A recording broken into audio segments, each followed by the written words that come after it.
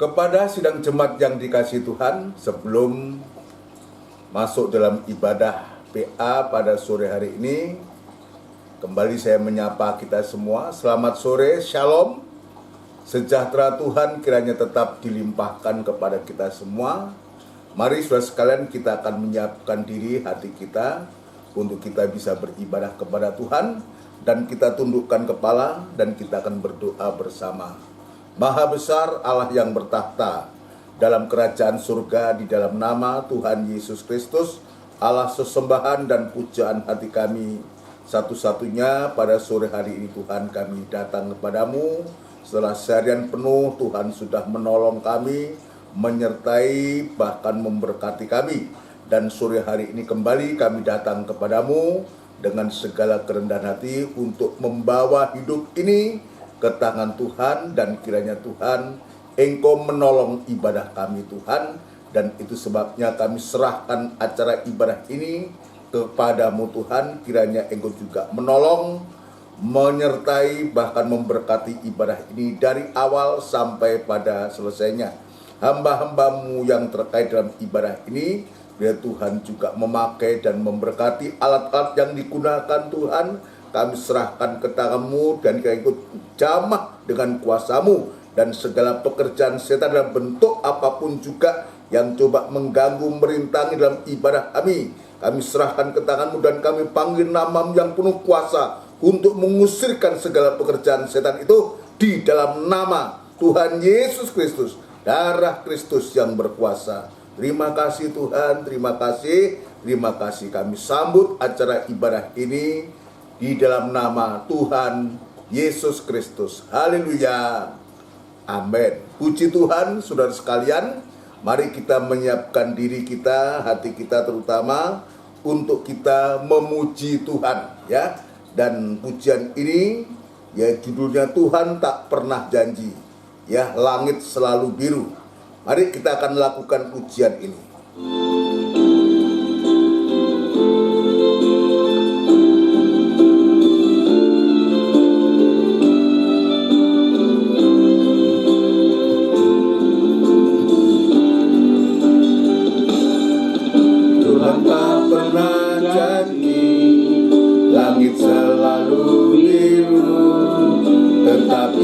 Berjanji selalu menyertai. Tuhan tak pernah janji jalan selalu rata, tetapi Dia berjanji berikan kekuatan. Jangan pernah menyerah, jangan berputus asa. Mujizat Tuhan ada saat hati menyembah. Jangan pernah menyerah, jangan berputus asa. Mujizat Tuhan ada bagi yang setia dan percaya. Haleluya.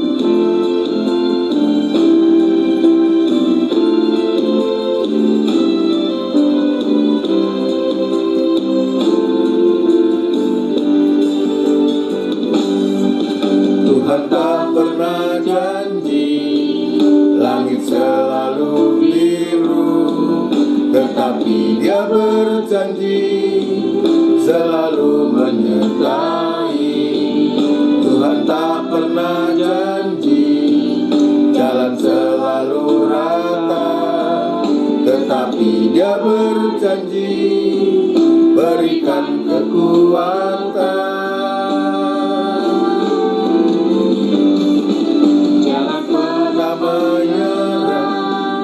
Jangan berputus asa. Mujizat Tuhan ada saat hati menyembah. Jangan pernah menyerah, jangan berputus asa. Mujizat Tuhan ada bagi yang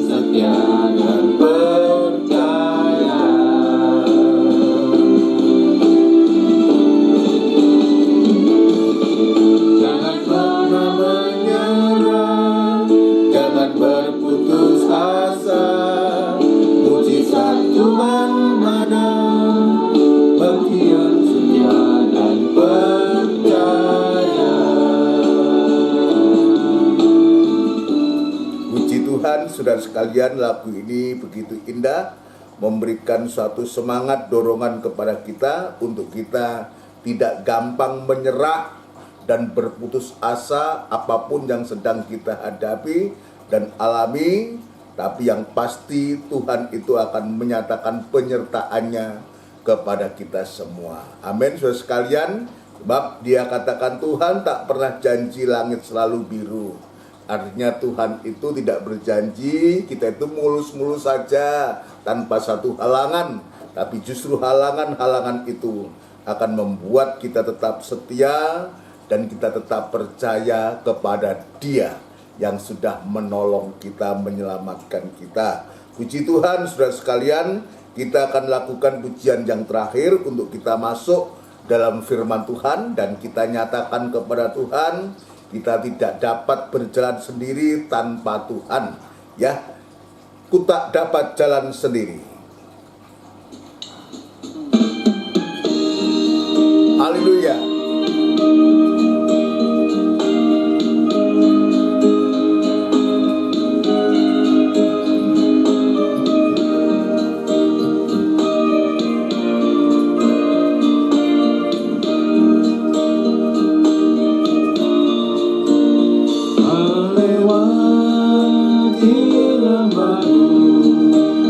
God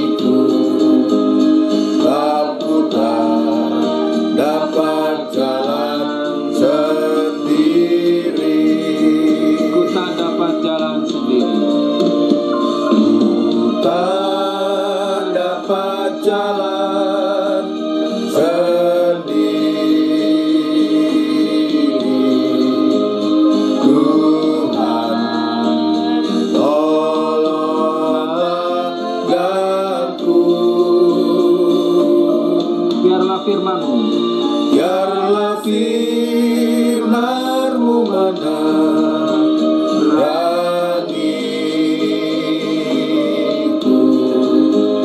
sebab ku tak dapat jalan sendiri. Sebab ku tak dapat jalan sendiri.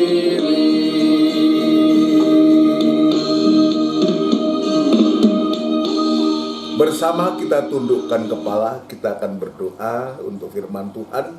Benar Tuhan, lewat pujian ini Engkau mengingatkan kepada kami, tanpa Engkau kami tidak bisa berbuat apa-apa, dan tanpa Engkau kami tidak bisa berjalan sendiri. Dan itu sebabnya Tuhan, sore malam hari ini dalam ibadah PA ini kami tetap mohon arahan-Mu, bimbingan-Mu, asuhan-Mu, untuk supaya kami benar-benar berjalan menurut kehendak daripada Engkau. Terutama Tuhan, Engkau sedang membawa kami di hari-hari ini Tuhan, untuk bisa berpikir seperti Engkau berpikir, berperasaan seperti Engkau berperasaan. Biarlah kami boleh berpikir tentang salib yang Engkau teladankan kepada kami. Terima kasih Tuhan lewat puji-pujian ini. Dan sekarang saatnya kami akan belajar lagi untuk mendengarkan firman-Mu, untuk membaca firman-Mu. Ya Tuhan, urapi firman-Mu Tuhan, urapi seluruh sidang jemaat-Mu, hamba-Mu ini Tuhan, untuk supaya sungguh-sungguh Tuhan kehidupan kami ini mengalami pekerjaan daripada firman-Mu. Itu sebabnya sucikan hati, pikiran dan angan-angan kami, supaya firman-Mu boleh mendapatkan tempat yang terutama dalam hati kami. Terima kasih Tuhan, terima kasih Tuhan, terima kasih. Kami juga teringat sidang jemaat-Mu atau gereja-gereja lain yang saat ini bersamaan beribadah semacam di tempat ini. Ya Tuhan, kiranya Engkau juga menolong memakai para hamba-hamba-Mu, para pendeta gembala dimanapun mereka bertugas dalam tugas pelayanan. Dan Tuhan kiranya memberikan firman-Mu, menolong hamba-hamba ini, pengurapan yang sama Engkau nyatakan kepada hamba-hamba-Mu, terutama pembukaan firman-Mu Tuhan untuk kebutuhan sidang jemaat-Mu semua. Demikian pula hamba tetap berserah diri kepadamu, biar kemurahan dan belas kasihan-Mu tetap Tuhan nyatakan kepada hamba untuk mampu menyampaikan firman dengan benar dan murni, sehingga nyata firman-Mu boleh mengoreksi, menemplak, menyatakan kekurangan kami, dan kami boleh Engkau sucikan dengan darah-Mu, dan kami boleh mengalami pembaharuan yang datangnya dari Engkau sendiri Tuhan. Demikian pula untuk sidang jemaat-Mu yang saat ini beribadah di rumah mereka masing-masing Tuhan, kiranya Engkau juga menolong, memberkati, dudukkan sidang jemaat-Mu, dan tetap memberikan kerinduan hati untuk selalu merindukan perkataan-Mu Tuhan. Terima kasih Bapa, terima kasih kami sambut firman Tuhan di dalam nama Tuhan Yesus Kristus. Haleluya, amin. Puji Tuhan.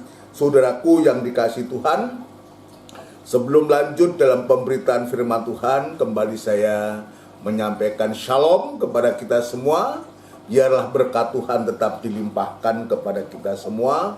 Kita bersyukur, kita berterima kasih kalau sore malam hari ini Tuhan masih mengizinkan kita dan kita sungguh-sungguh mendapatkan suatu kemurahan untuk bisa beribadah dan ibadah PA yang disertai dengan perjamuan suci ini.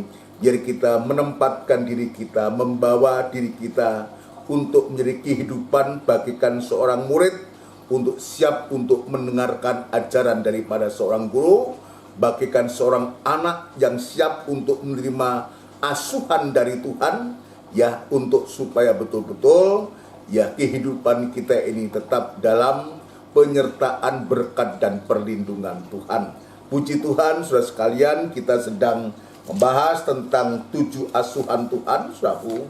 7 asuhan Tuhan yang kita dalami. Saya selalu mengingatkan dan mengulang-ulang, ya, untuk kita tidak lupa dan betul-betul kemudian dengan diulang-ulangnya firman Allah ini, sehingga firman Allah itu bisa mendarah daging dalam kehidupan kita, yaitu tubuh kita diasuh oleh Tuhan, jiwa kita diasuh oleh Tuhan, roh kita diasuh oleh Tuhan, perbuatan kita diasuh oleh Tuhan. Bagian yang keempat, dan sekarang kita sedang masuk dalam bagian yang kelima, akal kita diasuh. Akal itu pikiran kita diasuh oleh Tuhan, dan kita sudah melihat dan kita sudah membaca dalam Alkitab, dalam firman Tuhan, dalam Injil Lukas pasal yang ke-6 ayat yang ke-20 sampai 26. Saudaraku, di sana bagaimana Tuhan membawa kehidupan kita. Tentu asuhan Tuhan itu berbeda dengan apa yang ada di dunia, ya, dan sangat bertolak belakang. Dan kita, kalau kita membaca, tapi kita tidak membaca hari ini, saya sekedar untuk mengingatkan, maka di sana kita menemukan, saudaraku, ya, 4 bahagia yang Tuhan ajarkan ini jelas sangat bertolak belakang dengan apa yang ada di dunia. Ya, sangat bertolak belakang dengan apa yang ada di dunia. Di sana disebutkan, ya, berbahagialah orang yang miskin, berbahagialah orang yang lapar, berbahagialah orang yang menangis, berbahagialah kalau kamu dibenci atau dianiaya. 4 bahagia yang Tuhan ajarkan ini jelas bertolak belakang. Bagaimana orang menangis kok berbahagia, orang lapar kok berbahagia, ya, orang miskin kok berbahagia, orang dihina atau dibenci kok bahagia. Tapi tentu Tuhan punya alasan untuk kita, untuk supaya betul-betul hanya akal pikiran yang diasuh oleh Tuhan yang mampu untuk bisa menerima ajaran Tuhan ini. Tapi sebaliknya, saudaraku, apa yang ada di dunia itu, tadi saya mengatakan sangat bertolak belakang. Ya, dunia mengatakan, ya, tetapi Tuhan mengatakan ini yang ada dari dunia dan akibatnya, tetapi celakalah kamu, hei kamu yang kaya. Ya, dunia, ya mungkin dunia mengatakan berbahagialah orang yang kaya, tapi justru Tuhan mengatakan celaka. Celakalah kamu yang sekarang ini kenyang. Ini lawan kata daripada lapar. Kaya tadi lawan kata dari miskin. Ya, celakalah kamu yang sekarang ini tertawa. Ini lawan kata daripada, ya, menangis. Lalu juga disebutkan celakalah kamu jika semua orang memuji kamu. Ya, seperti halnya, ya, mereka telah memperlakukan nabi-nabi palsu itu. Nabi-nabi palsu, ya, dipuji, diagungkan, ditinggikan, saudaraku. Tapi nabi-nabi yang benar dianiaya, bahkan dibunuh. Bahkan Yesus pun dibunuh oleh mereka semua. Ini sangat bertolak belakang dengan apa yang Tuhan ajarkan kepada kita semua. Kita sudah sampai pada jika pikiran kita mau diasuh oleh Tuhan. Ini jika pikiran kita mau diasuh oleh Tuhan, sehingga kita rela, ya, karena kita diasuh, akal pikiran kita diasuh oleh Tuhan, sehingga membuat kehidupan kita ini ada satu kerelaan untuk sengsara buat daging tanpa dosa. Perhatikan, ada satu kerelaan sengsara buat daging, saudaraku, tanpa dosa. Artinya kita sengsara, diizinkan sengsara sebab Tuhan mengatakan, aku memanggil kamu bukan hanya untuk percaya, tapi juga menderita bersama-sama dengan aku. Menderita bukan oleh karena dosa, ya, menderita bukan oleh karena kita melakukan suatu kejahatan, ya, tetapi kita menderita ada satu kerelaan sengsara daging ini justru karena kita melakukan kebenaran. Dengan katanya tanpa dosa, maka akan menghasilkan 3 hal. Ini yang sedang kita perhatikan. Akan menghasilkan 3 hal. Yang pertama adalah kebahagiaan surga yang tidak dapat dipengaruhi perkara-perkara dunia. Betapa tidak, saudara? Betapa tidak? Karena ayat mengatakan, ya, ini sudah kita baca, berbahagialah kamu jika kamu dinista karena nama Kristus, sebab roh kemuliaan, yaitu roh Allah ada padamu. Kalau dia mengatakan tadi, berbahagia orang kaya, berbahagia orang yang tertawa, berbahagialah orang yang dipuji, saudara.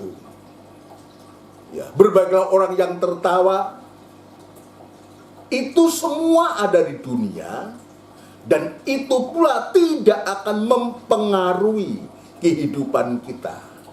Tidak akan mempengaruhi kehidupan kita. Kenapa? Sebab kalau kita kembali dalam 1 Petrus pasal yang keempat, ayat yang ke-14, saudaraku, ya, kalau roh kemuliaan atau roh Allah ada pada kita, ada padamu atau pada kita sekarang ini, saudaraku, maka kita sudah memperoleh segala-galanya. Kita sudah mempunyai semuanya, mendapatkan semuanya. Kenapa? Sebab Allah itu sedang ada di dalam hati kita. Kenapa demikian? Karena kita percaya Allah itu sangat berkuasa untuk melakukan apapun juga untuk kehidupan kita. Nanti kita akan lihat lagi, saudaraku. Lalu yang kedua, saudaraku, hasil yang kedua adalah mengenal pribadi Yesus. Kalau kita mau diasuh, pikiran kita diasuh oleh Tuhan, maka kita akan dibawa oleh Tuhan untuk mengenal pribadi Yesus dengan 4 sifatnya, saudaraku. Sehingga kita juga dapat memiliki 4 sifat Yesus. Ya, dia sebagai raja, dia sebagai hamba, dia sebagai manusia, dan dia juga sebagai anak Allah. Ini 4 sifat dari pribadi Tuhan. Ya, kita mengenal pribadi Yesus dengan 4 sifatnya, sehingga kita juga dapat memiliki 4 sifat Yesus itu sendiri. Dia sebagai raja, hamba, anak manusia, dan anak Allah. Ini yang kedua. Dan yang ketiga, saudaraku, ini hasil yang ketiga, kita mengalami aktivitas atau kuasa dari Yesus sebagai anak Allah.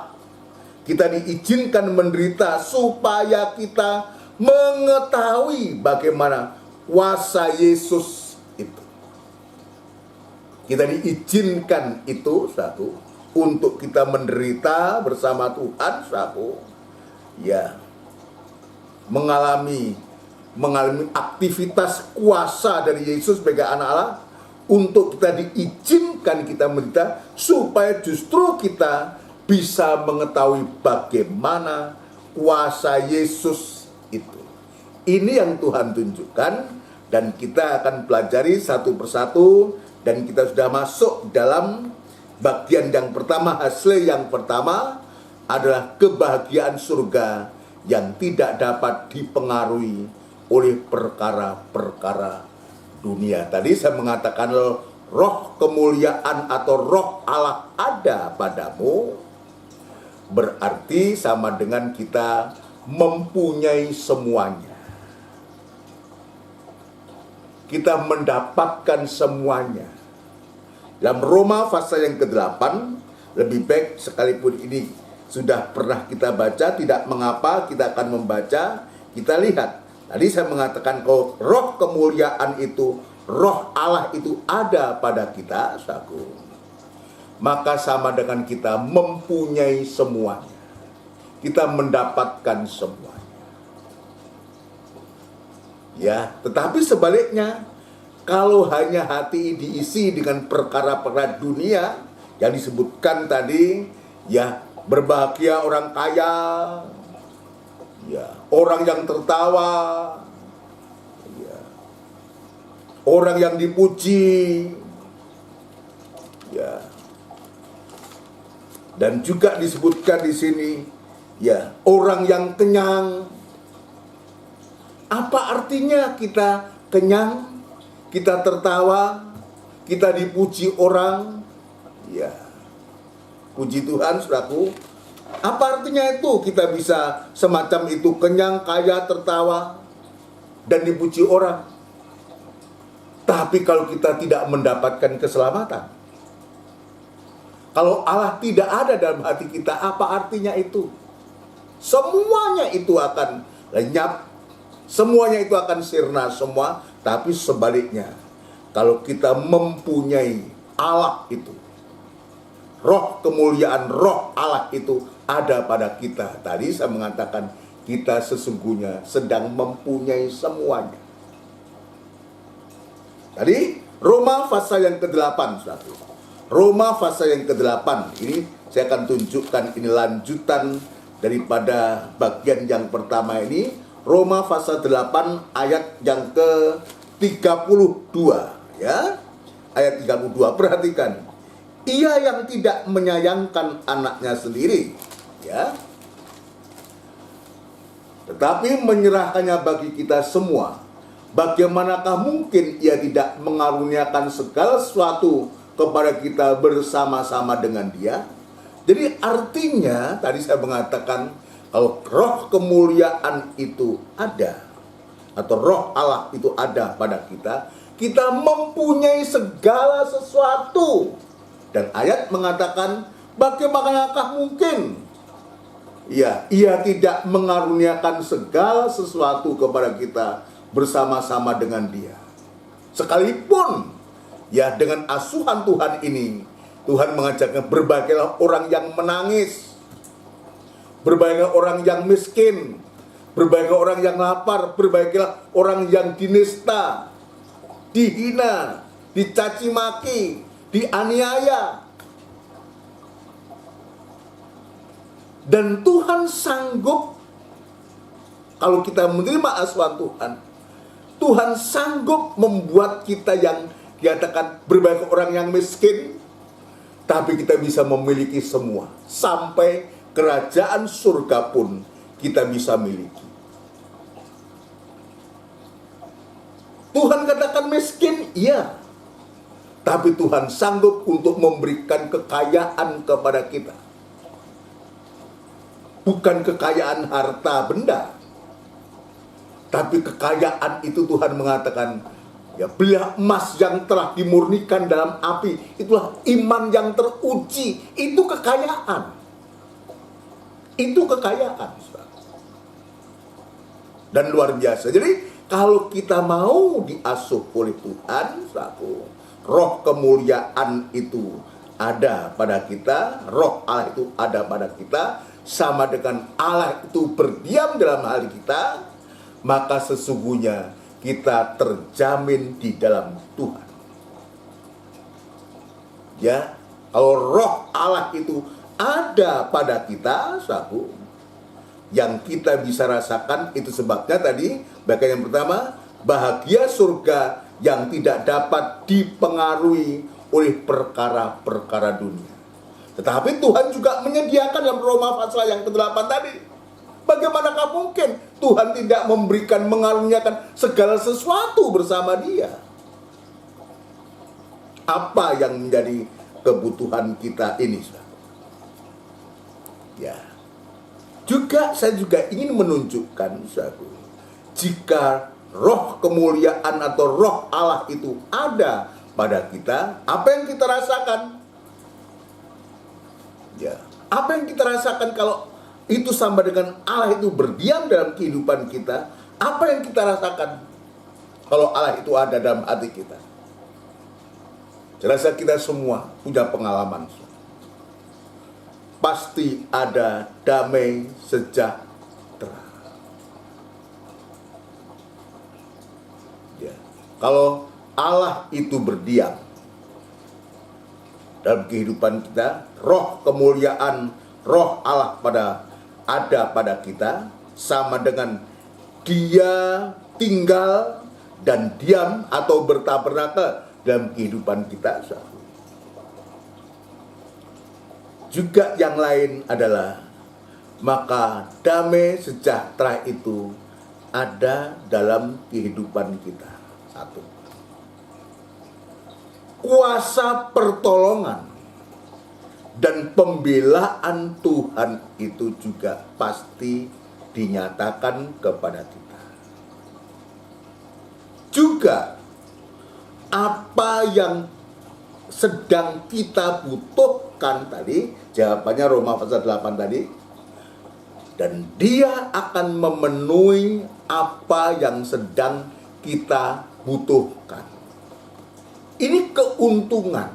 Nah, itu sebabnya, saudaraku, ya itu sebabnya kebahagiaan surga itu yang tadi saya katakan bertolak belakang dengan bahagia dunia ini, saudaraku. Maka bahagia surga ini, sekalipun sesaat kita diizinkan harus menderita secara daging, satu, tapi bahagia surga ini tetap tidak dapat dipengaruhi oleh perkara-perkara dunia ini. Sebab kita meyakini, biar ini juga menjadi suatu keyakinan kita, apapun di dunia ini yang dijanjikan dunia ini tidak akan mempengaruhi bahagia surga yang Tuhan nyatakan kepada kita. Ya, itu sebabnya saudara sekalian, kalau hanya sukacita dunia ini, seberapa lama sih sukacita?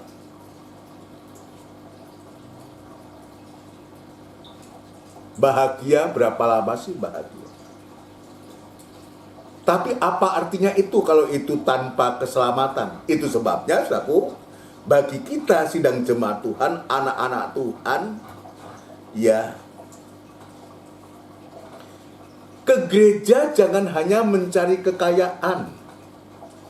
Ke gereja jangan hanya sekedar kita bisa tertawa-tertawa untuk mencari kepujian. Hanya untuk supaya kita mencari sesuatu untuk bisa mendapatkan supaya perut kita kenyang. Jangan. Atau kita ke gereja hanya mencari sesuatu yang lain. Ya. Bukan tidak bisa, tapi untuk apa kalau tujuannya hanya untuk yang demikian-demikian? Tetapi kita mengabaikan tentang keselamatan Tuhan. Ya, sukacita dunia atau bahagia dunia tanpa keselamatan. Tapi juga kita juga harus akui bahwa Tuhan juga sanggup memberikan sukacita bahagia seperti firman Tuhan itu. Tapi bahagia yang Tuhan berikan kepada kita, bahagia surga itu, bahagia yang disertai dengan keselamatan, saudara sekalian. Bahagia yang disertai dengan keselamatan. Ya, inilah kebahagiaan surga itu.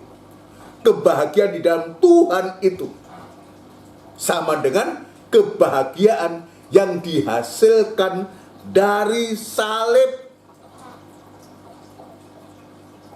Kebahagiaan yang dihasilkan dari salib itu sebabnya kepada kita Tuhan ingin untuk supaya kita jangan melepaskan salib.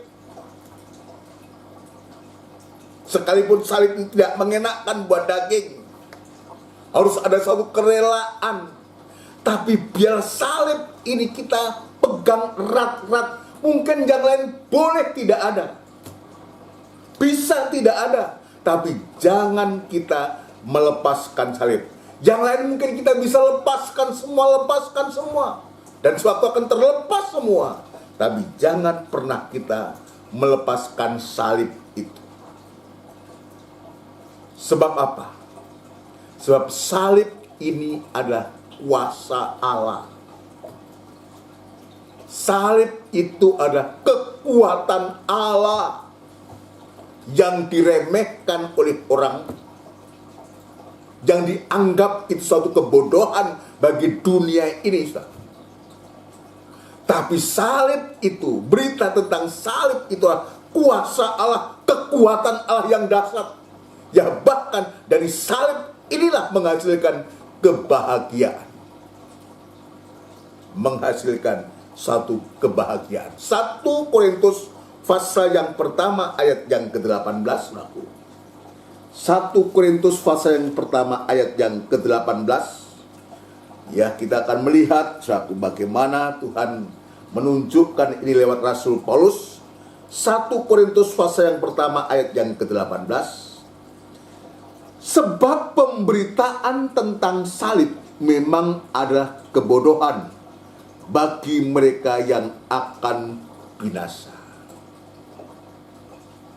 Berita tentang salib ini adalah kebodohan. Kebodohan bagi orang yang binasa. Termasuk juga anak Tuhan.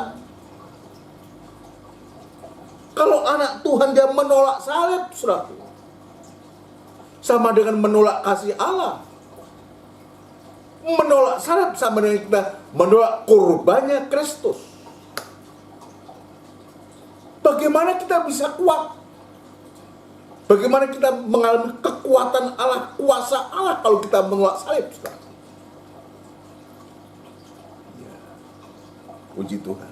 Ini memang kebodohan. Mungkin kita beralasan, iya, aku ini datang ke gereja ini mau cari senang-senang, cari bahagia. Ya betul. Betul, tidak salah.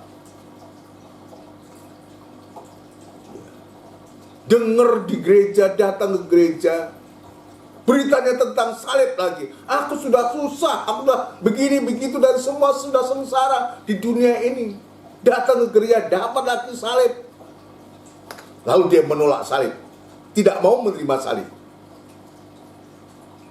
Nah itu sebabnya saya mengatakan tadi, hanya akal dan pikiran yang diasuh oleh Tuhan yang mampu untuk bisa menerima salib ini. Saya ulangi ayat yang ke-18. Sebab pemberitaan tentang salib memang adalah kebodohan bagi mereka yang akan binasa. Kebodohan bagi orang yang akan binasa.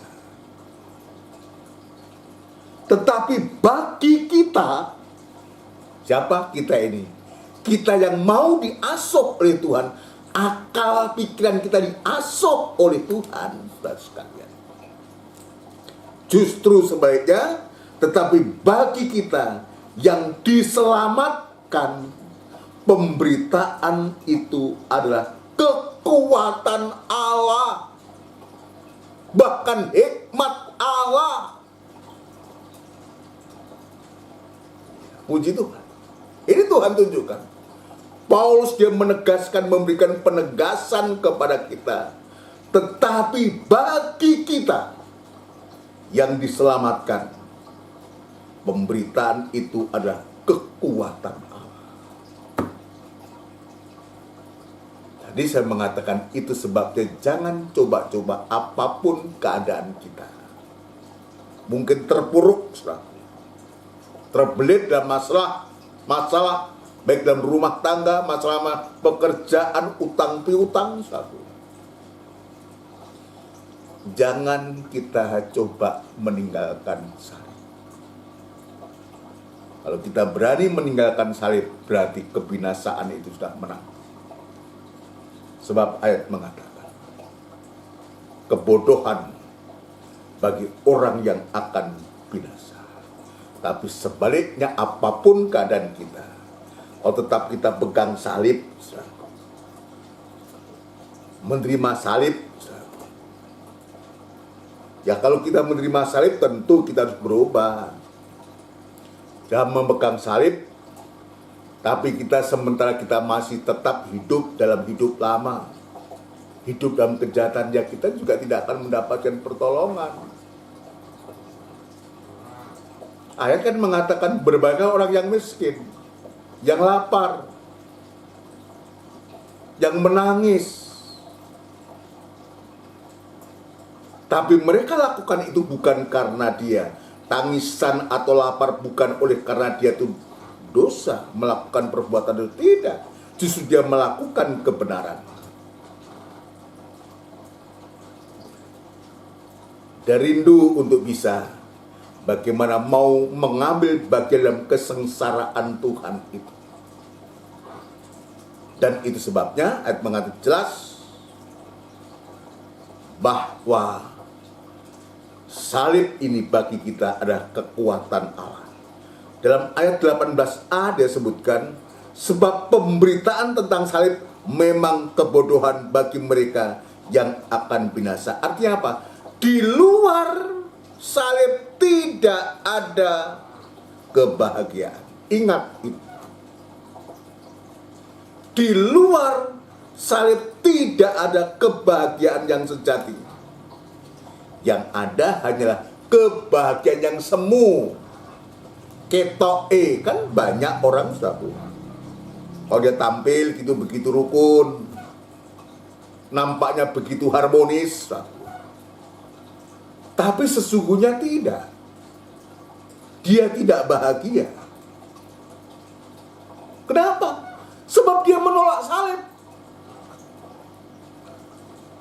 Ya, di luar salib tidak ada kebahagiaan yang sejati. Yang ada adalah kebahagiaan yang palsu, hanya untuk show. Supaya orang melihat, supaya orang lihat aku ini rukun, aku ini bahagia. Padahal tidak sesungguhnya. Karena apa? Dia menolak salib. Kalau dia menerima salib, artinya dia mau berkorban. Ada satu kerelaan untuk kita sengsara. Bukan oleh karena berbuat dosa. Tapi kita mau rela sengsara buat daging ini. Ya. Untuk supaya kita sungguh-sungguh untuk bisa mendapatkan suatu kebahagiaan. Di luar salib tidak ada kebahagiaan yang sejati. Ya, yang ada adalah kebahagiaan yang palsu. Ya. Itu yang ada. Dalam Injil Lukas, dalam Injil Lukas juga disebutkan yang ada adalah celaka. Hanya celaka dan kebinasaan. Itu di luar salib. Celaka kamu, yang kaya, yang tertawa, yang kenyang. Yang ada celaka dan ya kebinasaan semata-mata yang ada. Tidak ada bahagia yang sejati itu. Itu sebabnya buat kita, buat kita, ya, biar kita introspeksi. Apa yang ada dalam hidup kita, hati kita ini. Yang ada berita salib yang adalah kekuatan Allah atau kuasa Allah, atau kita berada di luar salib yang nampaknya bahagia, nampaknya harmonis sekilas, tapi sesungguhnya tidak demikian. Kehidupan yang semacam itu, kalau kehidupan itu menolak salib, tinggal menunggu celaka dan kebinasaan. Bagi kita masih ada waktu. Ada waktu. Jika Tuhan izinkan kita bisa mendengar firman Allah ini, berarti kesempatan untuk kita untuk bisa menerima berita tentang salib itu.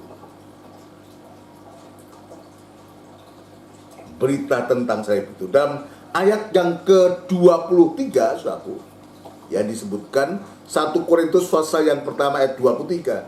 Tetapi kami memberitakan Kristus yang disalib. Ini sikap Paulus. Apapun yang terjadi, apapun kata orang,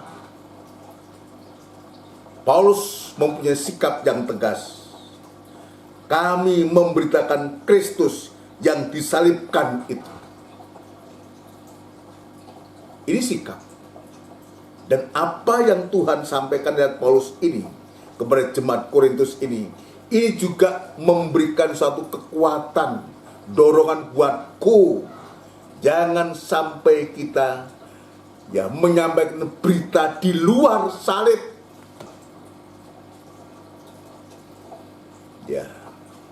Tidak lagi menceritakan tentang Yesus yang mati, Yesus yang disalib. Justru menceritakan hal-hal yang sebetulnya tidak ada kaitannya dengan dunia melulu yang diceritakan. Wah, nanti kalau saya menyampaikan berita tentang salib di gereja bagaimana? Orang akan pergi semua. Tidak demikian, saudara sekalian. Lalu dia menyampaikan berita-berita yang hanya sekedar untuk menyenangkan telinga orang. Dan juga ada jemaat yang suka seperti itu. Ya, puji Tuhan. Tapi bila kita pada malam hari ini, sore malam hari ini, kita betul-betul dibakar hati kita. Untuk kita berkobar-kobar, sama-sama berkobar-kobar.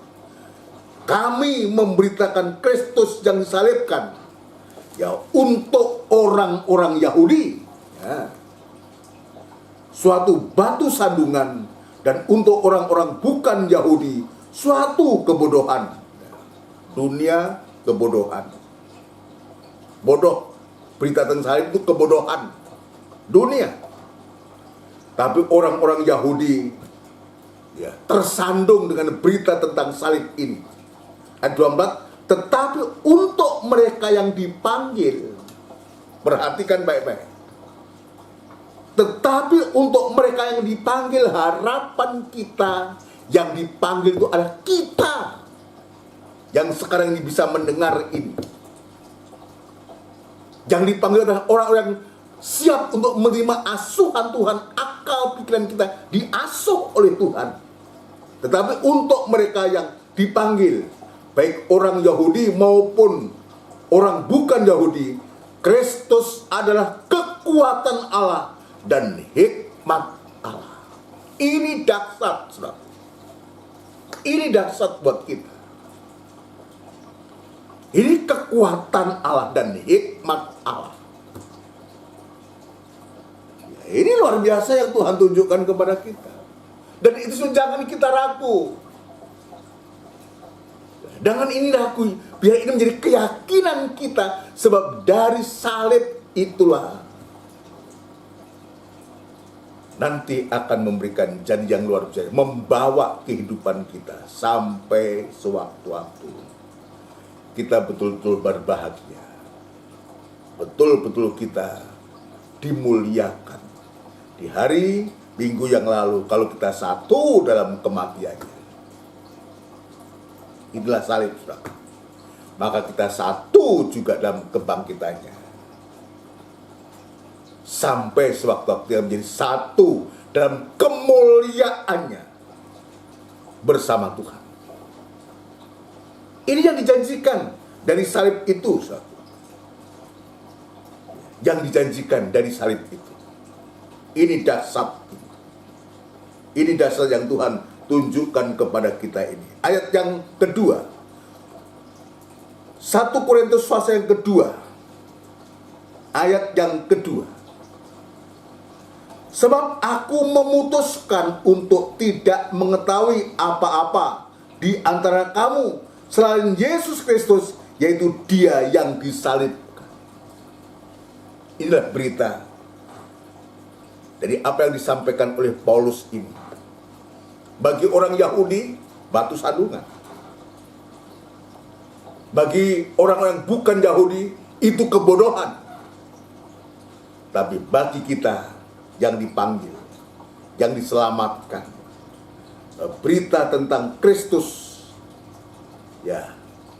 Kristus yang disalib ini adalah kekuatan Allah dan hikmat Allah. Dan itu sebabnya Paulus dia mengambil suatu keputusan, bukan yang lain dan tidak mengetahui apa-apa di antara kamu selain Yesus Kristus, yaitu Dia yang disalibkan.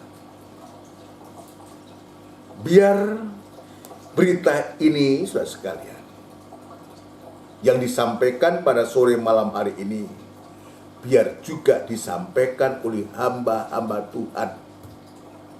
Itu sebabnya kita selalu berdoa untuk gereja-gereja lain, hamba-hamba Tuhan lain, untuk juga dipakai Tuhan. Tidak ragu-ragu untuk memberitakan tentang salib Kristus itu. Memberitakan tentang Kristus yang tersalib itu. Sebab itu kekuatan Allah dan kuasa Allah yang dahsyat, yang menghasilkan kebahagiaan surga yang tidak dapat dipengaruhi oleh perkara-perkara dunia. Perkara-perkara dunia. Nah, kalau kita tidak berpegang teguh ini, juga tidak sedikit orang yang dipengaruhi dan terpengaruh. Dipengaruhi dan terpengaruh. Tadi saya mengatakan di dunia ini sulit mencari nafkah dan semua susah, serba susah. Datang ke gereja berian tentang salib dan semua, dan dia akhirnya menolak dan tidak mau. Dia ingin mencari firman Tuhan, ya, yang bisa memberikan, ya. Dia lupa bahwa berita tentang saya itu kuasa Allah dan kekuatan Allah. Terutama ketika kita diperhadapkan dengan kesulitan-kesulitan, masalah-masalah dan persoalan, ingat baik-baik. Jangan coba-coba kita tinggalkan salib. Justru ketika saat itu, kalau kita betul-betul datang kepada salib Tuhan, pegang erat salib Tuhan, maka kuasa Allah akan dinyatakan untuk menolong kehidupan kita. Sehingga kehidupan kita yang mungkin tadinya banyak tangisan, tetesan, dan air mata, maka Tuhan sanggup lewat salib itu, berita tentang salib itu, akan menghapuskan segala air mata dari mata mereka. Mungkin di dunia ini kita, Tuhan izinkan banyak tangisan-tangisan, banyak penderitaan-penderitaan. Bahkan kita dinista, tadi mengatakan, dinista, dihina. Tapi sebaliknya, kalau kita menerima salib ini, baginya tidak ada barang mustahil. Dia akan membuat kita yang menangis itu akan menjadi tertawa. Yang menangis itu akan menjadi tertawa. Kenapa? Sebab Tuhan sudah menghapuskan air mata dari mata kehidupan-kehidupan yang menerima salib itu. Ada satu kerelaan hati untuk kita bisa menerima itu. Di mana itu? Ketika kehidupan kita dibawa oleh Tuhan. Kota Yerusalem yang baru, yang turun daripada Allah, dan di sana pembaharuan itu terjadi, maka benar-benar hanya sukacita, perkabungan tidak ada. Dihasilkan dari mana itu? Kembali lagi dari salib itulah. Wahyu pasal 21. Ya. Wahyu pasal 21. Kita akan membaca, sahabat, kita akan melihat Wahyu pasal 21. Di sana tidak ada air mata. Tidak ada perkabungan.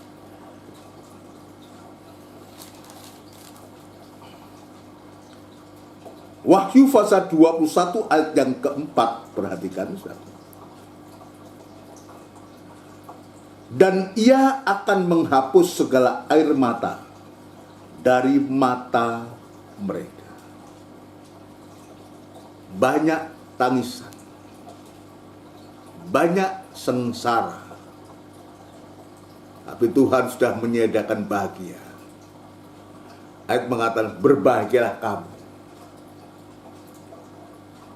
dan upahmu besar di surga. Dalam Injil Lukas, ya disebutkan di sana jelas, saudaraku, ya, dia katakan bersukacitalah pada waktu itu. Artinya, pada waktu kita lapar, miskin, menangis, dan dicela itu, bersukacitalah pada waktu itu, dan bergembira sebab sesungguhnya upahmu besar di surga. Ini yang Tuhan tunjukkan. Dan betul-betul ketika kita di surga, di kota Yerusalem yang baru ini, tadi kita baca, dan ia akan menghapus segala air mata dari mata mereka, dan maut tidak akan ada lagi, tidak akan ada lagi perkabungan atau ratap tangis atau duka cita, sebab segala sesuatu yang lama itu telah berlalu. Yang lama berlalu, yang baru yang datang. Bukan hanya itu, bahkan langit yang baru, bumi yang baru, itu disediakan untuk kita. Dunia yang banyak kesulitan, kesusahan yang kita pijak sekarang ini, ya sedang lenyap, saudaraku. Maka Tuhan sudah menyediakan. Kepada siapa? Kepada orang-orang yang akal pikirannya diasuh oleh Tuhan. Di mana Tuhan menunjukkan kepada kita bagaimana berita tentang salib itu, kuasa salib itu dinyatakan. Dan ayat yang kelima, saudaraku perhatikan, Wahyu pasal 12 ayat 5. Ia yang duduk di atas tahta itu berkata, lihatlah aku menjadikan segala sesuatu baru. Siapa dia? Itulah Kristus yang disalib, yang diberitakan oleh Paulus. Biar juga kita dengar saat ini, kita beritakan juga ini. Ya, orang yang duduk ini di atas tahta itu, ya berkata, lihatlah aku menjadikan segala sesuatu yang baru. Menjadikan segala sesuatu yang baru. Yang lama itu dalam tanda tangisan perkabungan itu tidak ada lagi. Tadi dalam ayat yang keempat, ya, menghapus segala air mata.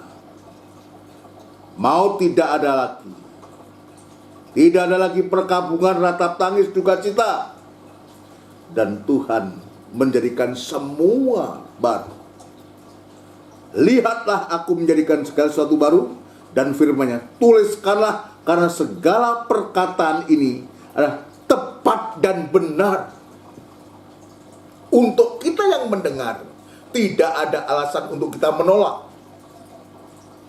Sebab firman Tuhan yang didengar oleh Rasul Yohanes 14 ini, dia katakan, perkataan ini, segala perkataan ini adalah tepat dan benar. Ini yang Tuhan tunjukkan kepada kita di hari-hari ini. Di hari-hari ini. Itu sebabnya tidak bosan-bosan saya meneriakkan ini. Ayolah. Kita mau dibimbing, mau dibawa, mau diasuh oleh Tuhan. Bawa diasuh oleh Tuhan. Sampai kita mengalami percikan darah. 7 percikan darah di depan tabut ini adalah bagian kita. Biar kita terima ini. Kita terima ini. Ya, Sebab Paulus juga menulis, dia juga pernah menangis. Kenapa dia menangis? Di satu sisi dia punya sikap yang begitu tegas untuk memberitakan tentang salib. Dia mau berkata-kata yang lain, berbicara lain selain Kristus yang tersalib. Tapi ternyata Paulus juga menulis surat dalam suratannya ke Filipi. Dia menangis. Kenapa dia menangis? Ya, coba kita baca Filipi pasal yang ketiga. Filipi pasal yang ketiga. Ini yang terjadi. Ya, ini yang terjadi, saudara. Filipi pasal yang ketiga. Filipi pasal yang ketiga ayat yang ke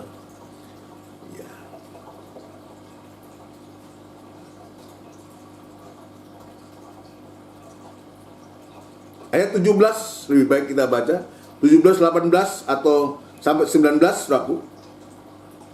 Saudara-saudara, ikutilah teladanku dan perhatikanlah mereka yang hidup sama seperti kami yang menjadi teladanmu. Karena seperti yang telah kerap kali kukatakan kepadamu dan yang kunyatakan pula sekarang sambil menangis. Ada apa ini? Banyak orang yang hidup sebagai setru salib Kristus. Masih banyak orang yang hidup menjadi setru salib Kristus, artinya menolak salib Kristus ini dengan banyak alasan. Menolak salib Kristus karena dia tidak mau salib. Di dunia sudah susah, cari makan susah, cari pekerjaan susah, datang ke gereja beritanya salib. Jelas ini mengatakan orang yang hidup sebagai setru salib Kristus.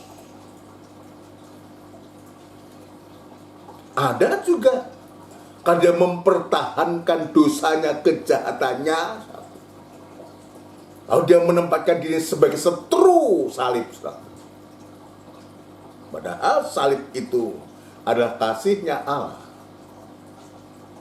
untuk bisa menolong siapapun juga, termasuk orang-orang yang jahat, orang-orang berdosa. Tapi dia tidak mau mempertahankan dosa itu, menjadi setru. Dia lebih baik menjadi setru salib daripada dia menerima salib. Ini yang terjadi, saudaraku. Ini apa yang terjadi? Ya. Kesudahan mereka ialah kebinasaan. Celaka. Kebinasaan. Tuhan mereka ya perut mereka. Ini yang menjadi sebab. Ya. Ini yang menjadi sebab hanya untuk mencari kebutuhan-kebutuhan yang menyangkut kebutuhan hidupnya, perutnya. Tuhan mereka yang perut mereka. Kemuliaan mereka yang aib mereka. Pikiran mereka semata-mata tertuju kepada perkara dunia. Akal dan pikiran dia hanya semata-mata tertuju kepada perkara-perkara dunia. Ini ancamannya celaka, wahai atau kebinasaan. Cobalah saudara sekalian, biar kita, ya di hari-hari ini mungkin terlalu keras buat kita. Tapi gak ada jalan lain untuk kita. Untuk kita bisa ditolong, untuk kita bisa mendapatkan kebahagiaan. Tidak ada cara dan jalan lain untuk kita. Tadi saya mengatakan kalau kita di luar salib, kita akan binasa. Malam hari ini biarlah sungguh-sungguh kita mensyukuri dengan berita tentang salib ini akan membawa kita mengarahkan mata kita, perhatian kita hanya tertuju kepada Dia. Yang Dia adalah teladan yang sempurna buat kita semua. Dia begitu salibnya begitu indah buat kita. Bagi kita Itulah kekuatan dan kuasa Allah dan hikmat Allah. Biar kita bersikap seperti Rasul Paulus, yang aku tahu, aku tidak tahu yang lain-lain. Yang aku tahu Kristus yang tersalib ini. Biar itu yang menjadi pegangan kita di hari-hari. Apalagi di masa-masa susah ini. Kebimbangan-kebimbangan sedang terjadi. Ketakutan-ketakutan sedang terjadi. Banyak hal yang membuat kita akhirnya kita bisa menolak. Kita hidup di luar salib Kristus. Banyak hal. Tapi sebaliknya justru kita, biar yang kita tahu hanya salib Kristus ini. Kita pegang, kita simpan dan taruh dalam hati.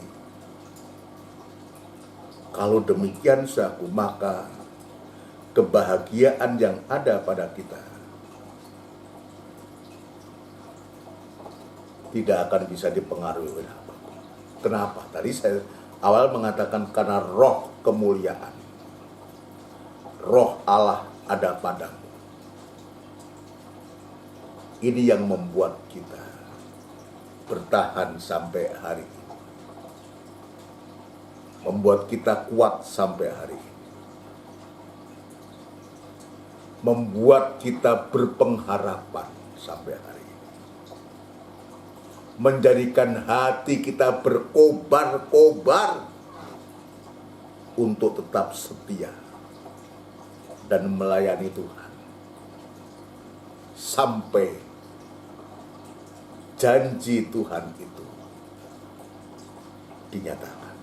Tadi pujian, Tuhan tidak berjanji langit itu selalu biru. Tapi yang pasti Tuhan berjanji, Dia menyertai kehidupan kita.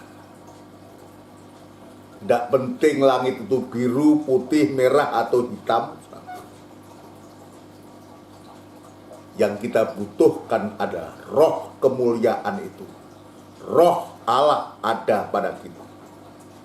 Itulah yang disebutkan Allah berdiam atau Immanuel atau penyertaan Tuhan itu yang kita butuhkan di hari-hari ini. Menghadapi masa sulit, masa susah di hari-hari ini. Corona varian Delta sudah mulai landai, mulai tidak ada. Muncul lagi Omikron. Habis itu muncul lagi apa? Kita tidak tahu. Tidak selalu biru langit itu. Tapi roh kemuliaan itu, penyertaan Tuhan itu lebih dari semua. Tadi awal saya mengatakan, roh kemuliaan, roh Allah itu ada pada kita. Dia berdiam, maka damai sejahtera itu, pembelaan perlindungan Tuhan, dan sampai pun apa yang menjadi kebutuhan kita, yang begitu sulit di hari-hari ini, Tuhan punya cara untuk itu, buat kita. Siapapun kita, pegang salib, jangan lepaskan salib, pegang erat-erat, masukkan dalam hati ini. Di sana ada kuasa dan kekuatan Allah dan hikmat Allah. Amin. Biar kita mensyukuri, berterima kasih kepada Tuhan. Di hadapan kita, saudaraku, ada tubuh dan darahnya Kristus. Inilah salib. Inilah kasih. Inilah pribadi yang rela. Rela. Kerelaan Dia contohkan kepada kita. Dia berkurban bukan oleh karena Dia berbuat jahat dan dosa, tapi Dia berkurban untuk kita, untuk keselamatan kita. Ayo kita manfaatkan tubuh dan darahnya Kristus ini. Bagi saudara yang mau mengikuti, mari dipersiapkan. Mari kita akan lakukan pujian ini untuk kita menyambut tubuh dan darahnya Kristus.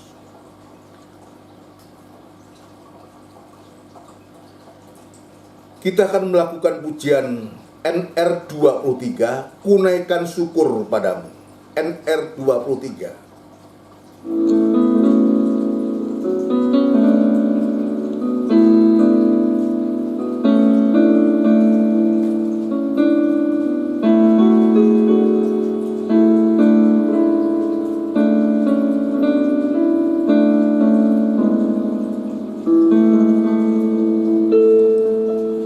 Haleluya. Kunaikan syukur padamu Yesus, ku sembah sujud kepadamu Tuhan, di hadapan tahta kemuliaan-Mu. Ku tinggikan, ku agungkan selamanya. Segala puji, syukur bagimu. Ku tinggikan namamu selalu. Kemuliaan hanya bagimu. Terpujilah namamu. Haleluya.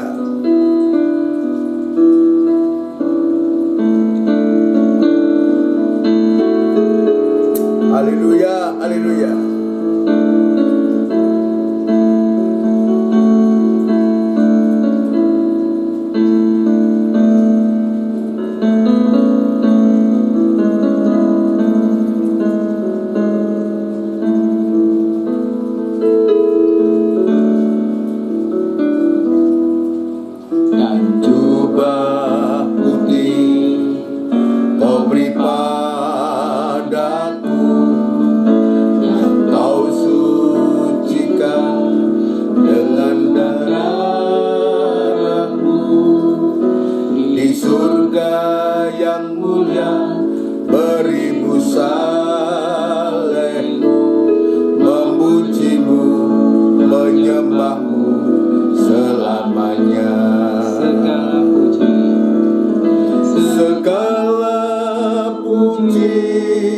Syukur bagimu,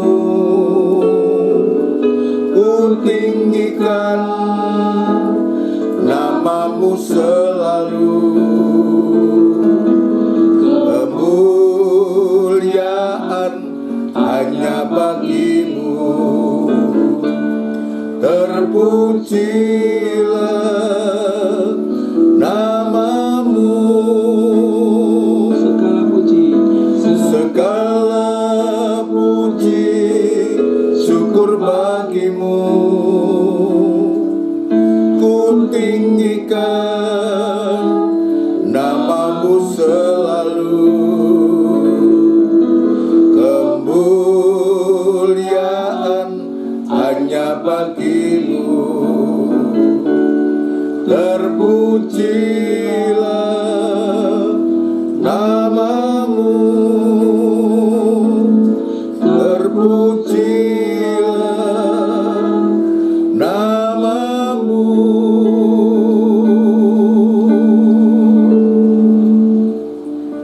Bersama kita tundukkan kepala. Kita menyerahkan hidup kita untuk supaya kita layak bersekutu dengan salibnya, bersekutu dengan kurbannya. Terima kasih Tuhan, tidak henti-hentinya kami mengucapkan syukur dan terima kasih kepadamu atas lawatanmu, atas bimbinganmu, atas asuhanmu kepada kami semua Tuhan. Sungguh kami meyakini bahwa dari salib itulah Tuhan yang akan memberikan kebahagiaan kepada kami. Tapi sebaliknya Tuhan, lewat firman-Mu berkata, di luar salib yang ada celaka dan kebinasaan. Terima kasih Tuhan, Engkau sudah mengingatkan kami kembali untuk kami semua. Kami boleh punya sikap Tuhan untuk tetap berpegang kepada salib-Mu, menyatu dengan salib-Mu, sampai sewaktu-waktu kami boleh berpikir, berperasaan seperti Engkau. Itulah salib yang sesungguhnya Tuhan, yang Engkau tunjukkan dan Engkau teladankan kepada kami, dan Engkaulah teladan yang sempurna itu. Tuhan, banyak hal setelah firman dibentangkan kepada kami, banyak hal yang sekarang boleh terungkap, terbuka Tuhan. Banyak salah dan kurang dalam kami kurang sungguh-sungguh Tuhan berpegang kepada salib-Mu, dan mulai malam hari ini Tuhan, biar kami sungguh-sungguh Tuhan berjanji di hadapan Engkau untuk kami memegang salib-Mu. Kuasa dan kekuatan Allah dan hikmat Allah itu pasti Engkau nyatakan kepada kami Tuhan. Terima kasih Tuhan, terima kasih, dan sekarang layakkan kami untuk bersekutu dengan salib-Mu, bersekutu dengan kurban-Mu lewat perjamuan suci ini Tuhan. Terima kasih Tuhan, terima kasih. Kami sambut tubuh dan darah-Mu di dalam nama Tuhan Yesus Kristus. Haleluya. Amin. Puji Tuhan. Saudaraku yang dikasihi Tuhan, mari kita akan gunakan, kita manfaatkan ini, saudaraku. Ya, kita gunakan bagi saudara yang sudah mempersiapkan. Ayo kita gunakan bersama-sama. Ya, saya ingin menunggu kepada kita semua untuk bisa mendapatkan dan kita siapkan. Dan kalau sudah sekalian, kita angkat tubuhnya Kristus. Kita angkat tubuhnya Kristus lebih tinggi dari kepala, saku, dan dengarkan firman Tuhan. Sebab apa yang telah kuteruskan kepadamu, telah aku terima dari Tuhan, yaitu bahwa Tuhan Yesus pada malam waktu Ia diserahkan, mengambil roti, dan sesudah itu Ia mengucap syukur atasnya. Ia memecah-mecahkannya dan berkata, inilah tubuhku yang diserahkan bagi kamu. Perbuatlah ini menjadi peringatan akan aku. Kita makan bersama dengan hati percaya dalam nama Tuhan Yesus Kristus.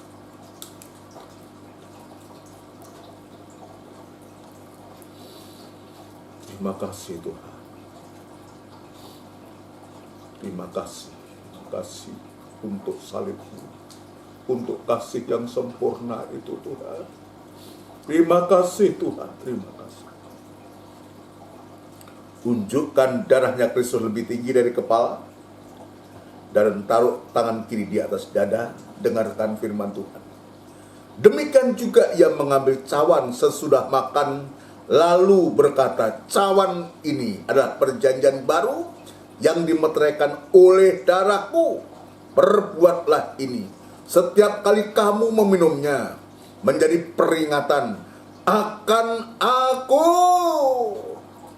Kita minum bersama dengan hati percaya dalam nama Tuhan Yesus Kristus. Haleluya. Unjukkan kedua tangan kita, berikan ucapan syukur dan penyembahan kepada Tuhan. Sebab setiap kali kamu makan roti ini dan minum cawan ini, kamu memberitakan kematian Tuhan sampai Ia datang kembali. Terima kasih Tuhan, terima kasih, terima kasih Tuhan, terima kasih. Berkat-Mu melimpah dalam kami Tuhan. Terima kasih Tuhan, terima kasih. Biar berkat-Mu ini tersimpan dalam hati kami dan menjadi iman, dan boleh menjadi praktek dalam kehidupan kami, sehingga sungguh-sungguh kami akan mengalami bahagia di bumi ini sampai kami berbahagia di surga bersama-sama Engkau untuk selama-lamanya. Terima kasih Tuhan, terima kasih buat salib-Mu Tuhan yang Engkau juga percayakan kepada kami. Terima kasih Tuhan, terima kasih di dalam nama Tuhan Yesus Kristus. Haleluya. Amin. Puji Tuhan. Saudara sekalian yang dikasihi Tuhan, demikian rangkaian ibadah PA yang disertai dengan perjamuan suci pada malam hari ini sudah memberkati kita semua, dan kiranya kita tidak ada satupun kehidupan yang terlewatkan dari berkat Tuhan yang begitu luar biasa ini. Puji Tuhan, mohon perhatiannya kepada kita semua. Ya, jadwal ibadah kita dalam sepekan ini, besok ada ibadah doa dan penyembahan, saudaraku. Ibadah doa dan penyembahan yang akan dilaksanakan jam 5:30 sore tepat, dan kita akan kembali dalam ibadah raya, saudaraku. Kembali dalam ibadah raya ya pada tanggal 16 Januari ini, Minggu Raya, yang dimulai juga jam 5:30 sore tepat. Ya, mohon perhatian ya untuk jadwal-jadwal ibadah ini, biar kita tetap setia untuk bisa mengikuti, supaya berkat Tuhan dilimpahkan kepada kita semua ya. Bagi imam-imam yang bertugas, tolong perhatikan ini supaya kita mempersiapkan lagu-lagu pujian itu ya juga selaras seiring dengan firman Tuhan yang hari-hari ini sedang disampaikan kepada kita semua. Puji Tuhan ya.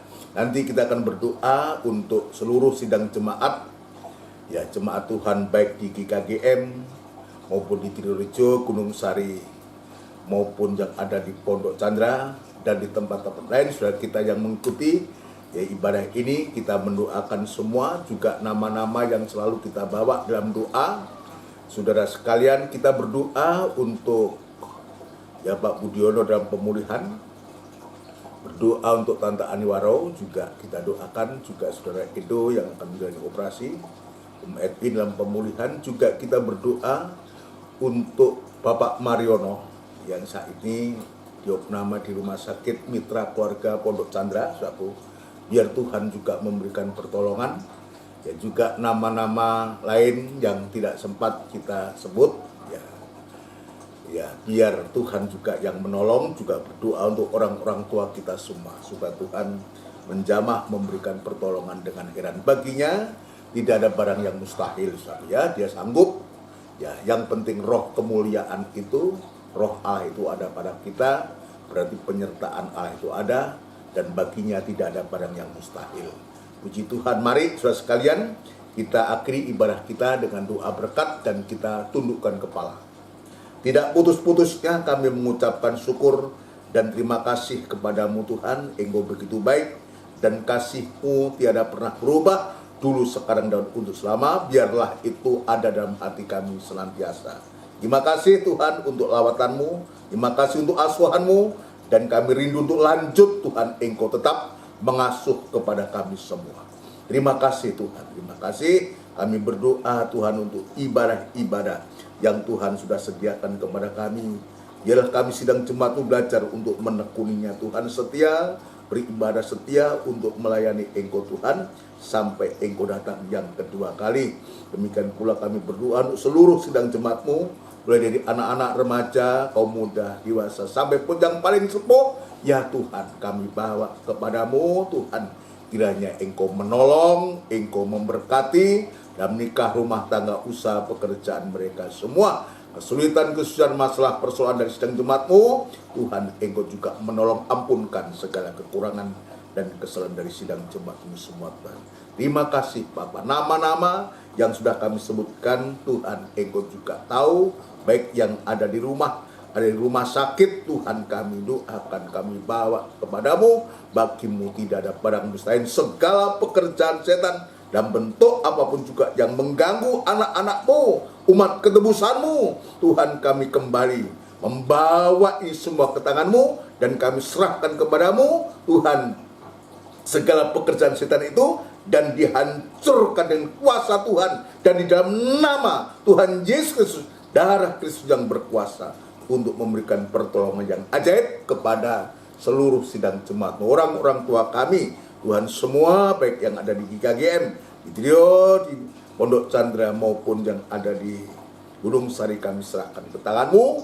Biarlah Tuhan, Engkau tetap memberikan hati yang rindu akan Engkau, dan kekuatan yang baru selalu Engkau nyatakan kepada orang-orang tua kami dan kami semua, sehingga kami tetap berkobar-kobar untuk tetap memikul, memegang salib-Mu dengan erat, untuk supaya Tuhan, dengan salib itu sendiri Engkau akan nyatakan kekuatan dan kuasa Allah, hikmat Allah untuk kehidupan kami semua. Terima kasih Tuhan. Terima kasih Tuhan, kerinduan kami untuk bisa beribadah tatap muka kami serahkan ke tangan-Mu, biar Tuhan juga membuka jalan. Masalah-masalah yang menyangkut gereja kami Tuhan, kami serahkan. Penggembalaan di GKGM kami serahkan ke tangan-Mu, biar Tuhan menolong, campur tangan semuanya Tuhan. Terima kasih Bapa di surga, terima kasih bangsa dan negara kami, Republik Indonesia yang kami cintai. Ya Tuhan, tetap kami selalu bawa kepada-Mu, sebab kami meyakini bahwa pemerintahan adalah wakil Engkau yang ada di bumi ini. Dan itu sebabnya Tuhan memberikan pertolongan kepada bangsa kami, pimpinan-pimpinan negara ini Tuhan, mulai dari Bapak Presiden, Wakil Presiden, jajaran Menteri, pejabat tinggi negara di pusat, di daerah, TNI, Polri, bau-membau Tuhan, untuk memikul tanggung jawab ini Tuhan. Berikan hikmat akabudi yang datang dari Engkau, sehingga kebijakan-kebijakan yang diambil itu betul-betul sesuai dengan kehendak daripada. Jauhkan dari pertengkaran, jauhkan dari peperangan, jauhkan dari hal-hal yang tidak berkenan, dan turunkan damai sejahtera-Mu Tuhan di tengah-tengah bangsa kami, khususnya supaya umat ketebusan-Mu bisa leluasa beribadah kepada Engkau dan banyak jiwa-jiwa dimenangkan untuk kerajaan Tuhan. Terima kasih Bapak surga, terima kasih. Sebentar kami akan berpisah, akan beristirahat malam. Tuhan, kami menyerahkan hidup kami ke tangan-Mu. Terima kasih saudaraku yang kasih. Biarlah rahmat anugerah cinta yang besar yang datang dari Allah Bapa, Sang Putra dan Roh Kudus yang sepenuhnya di dalam nama Tuhan Yesus Kristus. Haleluya. Amin. Selamat malam. Salam sehat buat kita semua. Amin.